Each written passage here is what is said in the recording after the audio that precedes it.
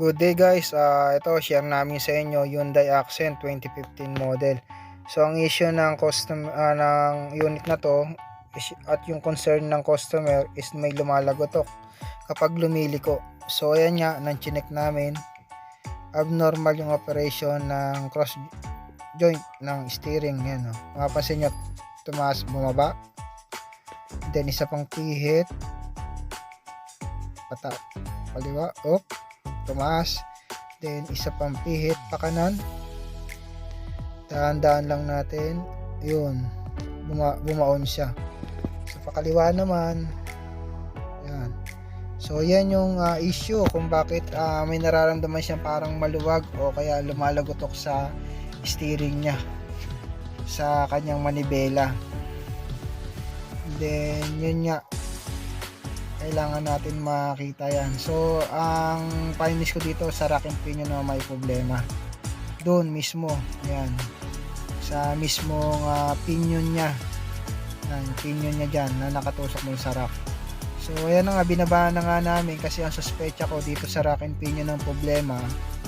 Yan, binabaan namin yung buong rack and pinion. Yan, ito na yung buong rack and pinion. Binaba na namin ng buo para madali siya mabaklas. And then chinek ko yung mga tie rod niya. Sa tie rod wala namang problema, sa racket okay naman, so matigas naman siyang galawin, hindi naman siya lubay. So talagang ang problema doon mismo sa rack and pinion. Tapos yun nga, napansin namin, kaya pala lumalagotok ito, yun, maluwag yung nut, yung pinaka nut niya, ayan, hindi siya nakahigpit. Yan ang naging problema, kaya mayroon siyang movement na taas baba kapag lumiliko. So napakasimple lang nito, kasi ito overtime yung nut na yan pwedeng lumuwag. So kapag na-experience yung ganito sa Hyundai Accent, so yan muna ang pwede nyo i-check.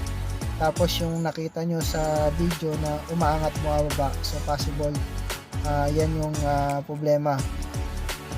So yan, nung nakita namin, yun nga, maluwag nga. Tapos binalik na namin siya after namin siya masikipan at kirasahan. Tapos ito na nga yung resulta ng aming ginawa after namin siyang maikabit. Testing na ngayon, tignan natin kung aangat at bababa pa siya. So ayan sa video, pihit kaliwa po tayo nyan, and then kanan, pihit ulit.